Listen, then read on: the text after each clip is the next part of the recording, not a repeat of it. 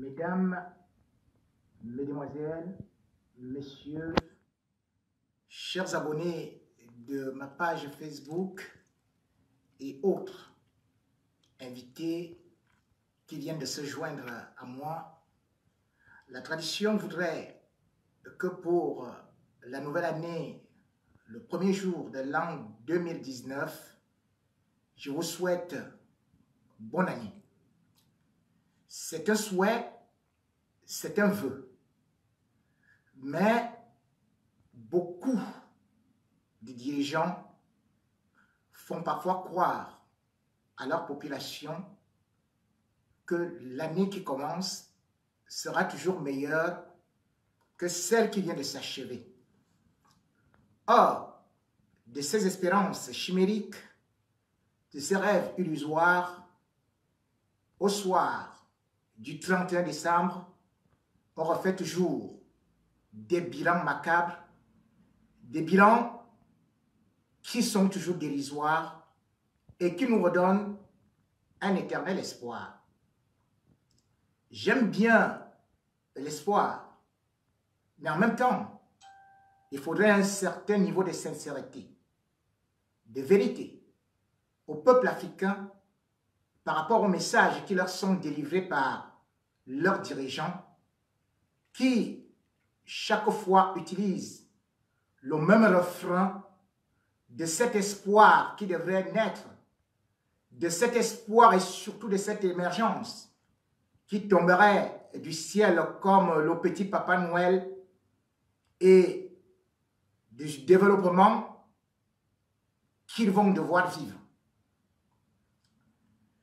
J'ai écouté avec beaucoup d'attention la quasi-totalité des messages délivrés par les chefs d'État africains. Je ne pourrais pas résumer ou bien revenir en long et en large sur tous les messages, mais incontestablement, le cœur de l'Afrique, les regards et tous les flashs étaient dirigés vers le Gabon, où certainement l'événement de l'année, c'était la prise de parole de Ali Bongo étant peut-être au Maroc. Comme vous, j'ai aussi regardé la télé. J'ai regardé ces cinémas, voire ces cinémas macabres. J'ai vu le chef d'État gabonais pratiquement transformé en jouet. Le chef d'État gabonais mimant des gestes comme un robot activé. Le chef d'État gabonais avec des mandibules serrées, voire rouées.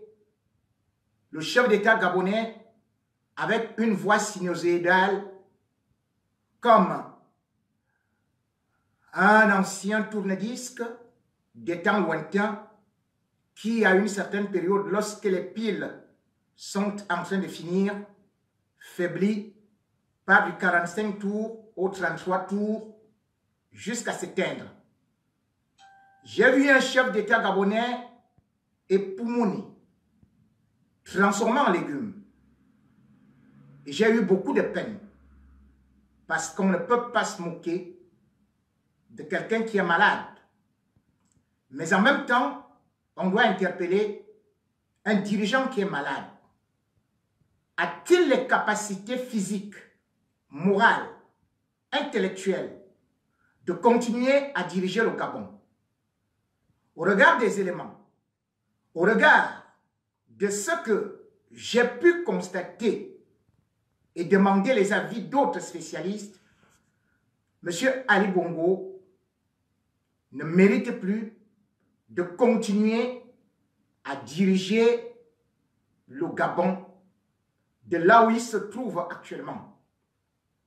C'est incroyable qu'on puisse venir avec Ali Bongo dans cet état, l'infantiliser, faire qu'il puisse venir faire une récitation telle un chapelet de punition devant les téléspectateurs qui coulent des larmes parce que voyant un homme dépassé, épuisé et qui ne peut plus tenir un discours de plus de 3 minutes.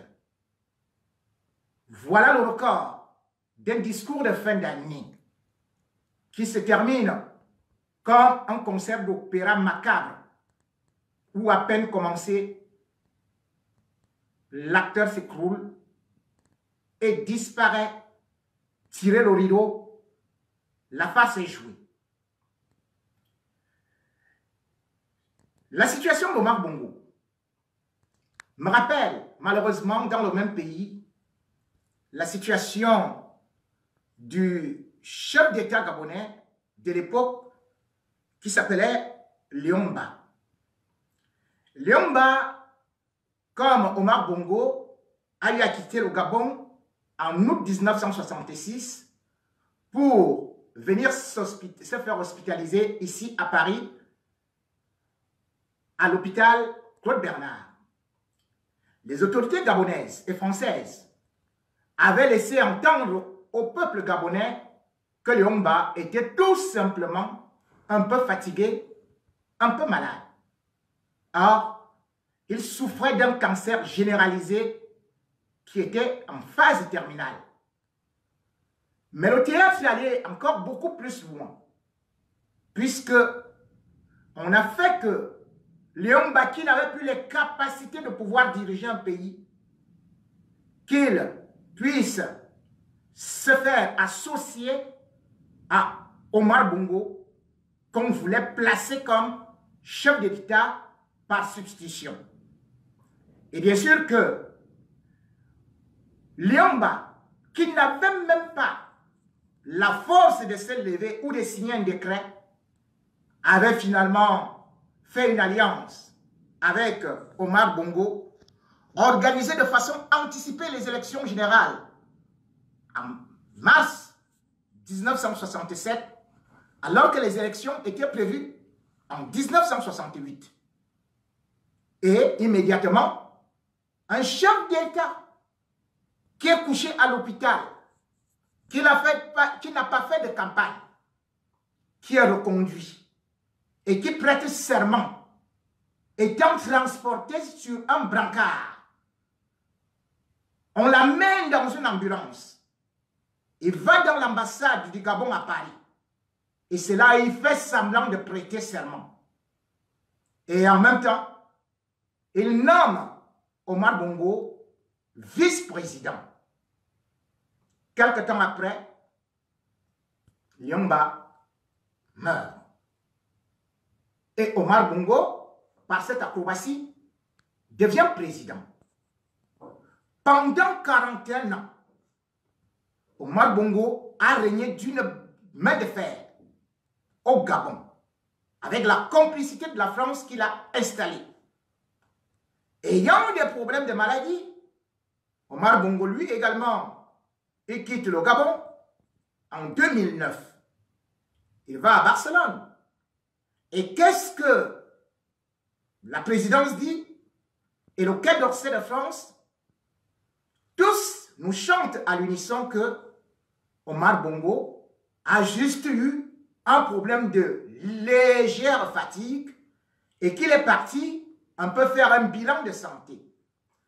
De ce bilan de santé à Barcelone, la situation a évolué. On nous a dit Omar Bongo était parti se reposer parce qu'il venait de perdre sa femme, Edith, la fille de Sassou Nguesso, et que cela l'a marqué, raison pour laquelle il s'est provisoirement retiré. Quelque temps après, les journaux commencent à annoncer la mort d'Omar Bongo. La présidence du Gabon dément. Le Quai d'Orsay dément. On nous fait comprendre que Omar Bongo se porte bien, qu'il a vu les membres du gouvernement, qu'il préside des conseils de ministres, qu'il mange bien, qu'il va même en boîte de nuit, qu'il s'amuse super bien, qu'il signe des décrets. Quand on interpelle le premier ministre de l'époque, parce que l'agence France Presse publie un communiqué que Omar Bongo est mort, le premier ministre vient à la télé dire qu'il n'est pas au courant de cette information et qu'il demande formellement. Omar Bongo se porte très bien. Sauf que 2 jours après, c'est à travers les journaux européens qu'on avait la confirmation de la mort d'Omar Bongo, mort au pouvoir, comme Léon Mba. Et aujourd'hui, on nous présente Ali Bongo. Depuis le 24 octobre, il a quitté le Gabon. Et on nous a fait comprendre qu'il se retrouvait en Arabie Saoudite pour une fatigue passagère. C'est l'expression qui a été utilisée par les services de communication de la présidence de la République et qui a été récitée en chœur par tous les membres du gouvernement. Quelque temps après, on apprend que c'est une attaque cardiaque.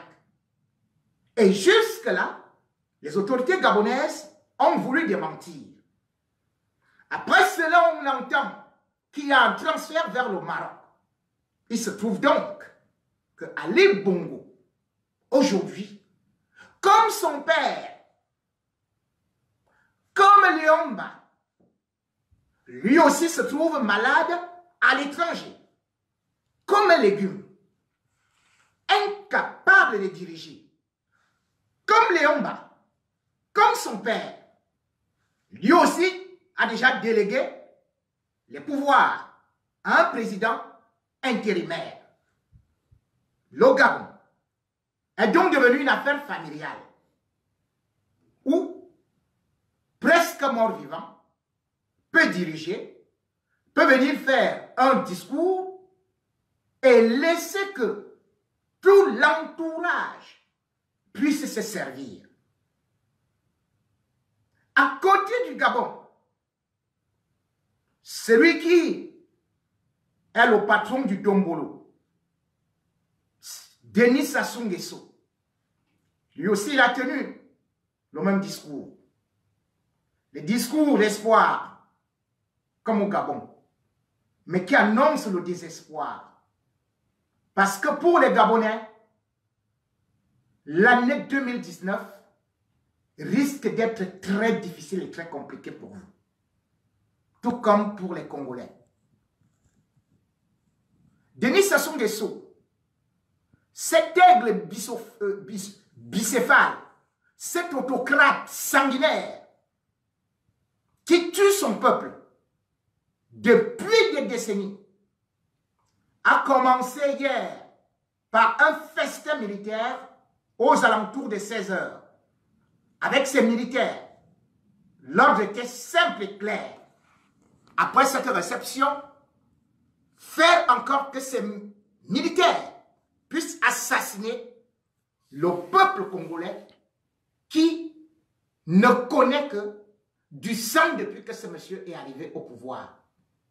Et dans son discours, Denis Sassou Nguesso a dit « Je vais combattre la corruption, je vais couper les têtes. » Il a dit « Je vais couper les têtes. » Lui, coupeur de têtes, au sens propre comme au sens figuré. Attendez-vous donc à ce que la situation au Congo se dégrade encore, puisque tous les opposants sont déjà en prison et puisqu'il a déjà assassiné tous ceux qui s'opposent à lui. Et il continue.